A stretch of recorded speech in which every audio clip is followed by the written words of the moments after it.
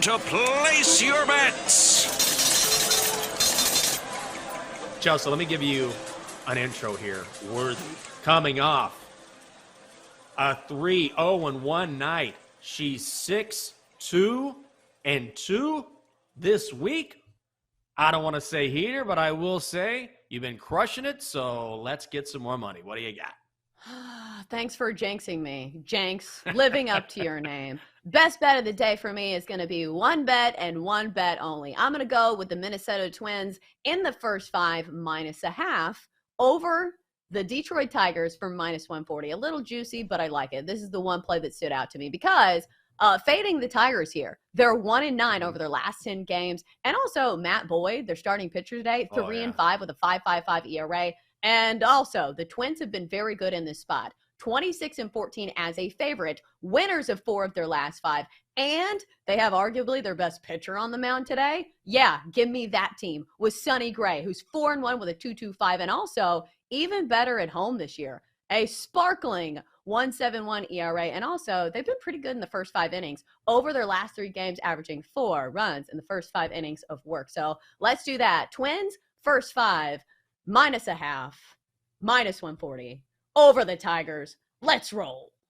Let's roll. Squad play. I love that as well. The only sabotage factor, this is the only, because that's my handicap as well, and I am totally with you. Also, the Twins, a top 10 team in baseball in the first 5, a full run better than Detroit. Your only sabotage factor is that Matthew Boyd, he's been bad this year, but surprisingly good on the road. So that's the only thing that worries me a little bit. But the Tigers are in such bad form right now. I'm with you, Twins. First 5. Let's get it. I don't blame him at all. What have we heard from Aaron Rodgers since he went to the Jets? He brought in Randall Cobb. He's brought in Alan Lazard.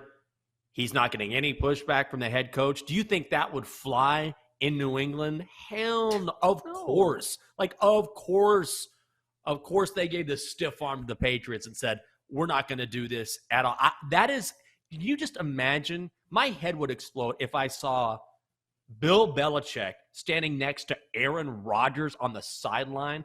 Like, that just does not compute. I cannot think of 2 more opposite guys. You think Bill Belichick's going to go to a darkness retreat and come out and say, I had a couple of smooth poops? Absolutely not. Negatory. And you mentioned it. Tom Brady couldn't get along with Bill Belichick. I don't think anybody can.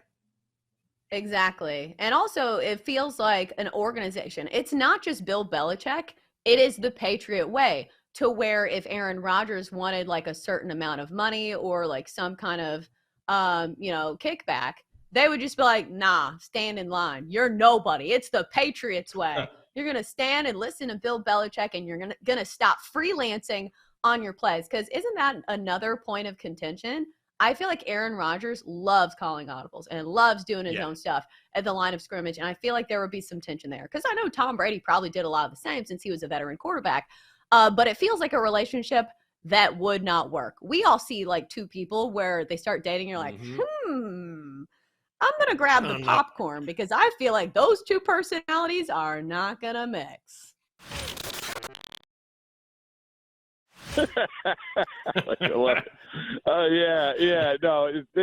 they can do this. I mean, this is we always have these examples of teams that you think are out of it, and then all of a sudden, the next thing you know, they're in the World Series. I mean, the 2 that jump to mind, obviously, the Nationals from a couple of years ago, and then the Phillies from last year. So there's a reason why everybody picked the Mets at least at the top of at least within their top 10 power rankings to begin the year, and that's because they're a talented team. There's no question. And by the way, you have an ownership and a decision-making group who really want to go for it. I mean, I don't think if they're sitting, at 4 games back of the wild card, there's a lot of teams that would be selling. I don't think the Mets are selling. I think that they want to go for it. They saw the narrative and the enthusiasm and the excitement that this team had heading into this year. And if they can grab onto that at all, then you do that. I mean, you had a little bit of that last night. That's great. So to answer your question, I don't think they're out of it. But like a lot of teams out there who had high expectations who aren't living up to it, they got to figure it out here pretty quick.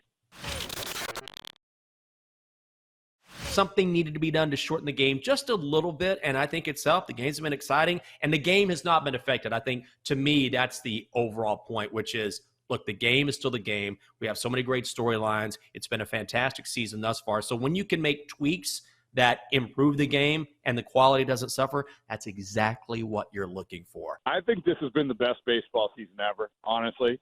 I really do. And I think it's in large part because of some of the tweaks they've made, because I think that it's sped up things just enough. And I know, listen, we had on plenty of people on the podcast to pick through this, to plenty of players who continue to pick through this about the rules and the problems with the rules and the enforcement of the rules. But the reality is, I think that more eyeballs are on baseball and more ears are on baseball than ever. And I think in large part it's because of the games. It's accepted that if you do have a 3-hour game, it's going to feel like a 4-hour game a year ago. Bill says, our executive producer, Bill Rowland, the Nationals are home this weekend. Ooh, that's a good idea. Maybe I'll go to a Nats game.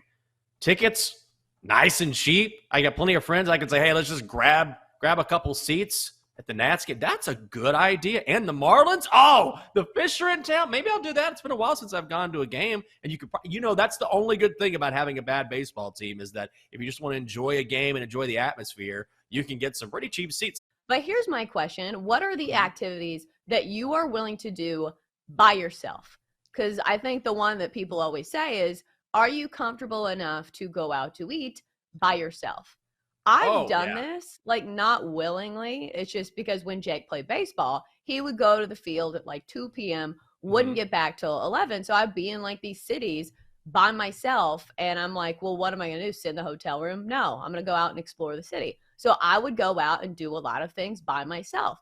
And I feel like people looked at me strangely. And you do kind of feel like a loser. Honestly, I have no problem just going and sitting and enjoying a drink by myself and just watching a game and just kind of being and just sitting there. And if I strike up a conversation with someone, that's great. If not, I'm totally fine just relaxing by myself. No one likes to drink alone is what our graphic says right now. But I'm very comfortable I like to just get out of my home for a while, no matter where it is, and just sort of relax and not, because I'm a busybody. I'm always doing something, always thinking about something. So anytime I can go somewhere and just sort of sit and even if it's just sitting outside, maybe having a snack or something, I can do that. But as far as going out to eat, I don't do that much.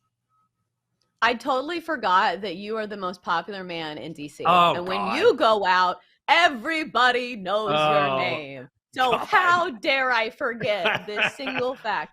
Well, when I go to the Chelsea. bar, I just run into somebody I know, whether it's the bartender or the owner or, somebody who's really high up in, whatever company. I just kind of know everybody. That's the Michael Jenkins story. You're basically the mayor of DC. Oh, that's not true, Chelsea. I've been in this neighborhood forever. You've been into someplace long Exactly. enough. You're popular. There's nothing wrong with it.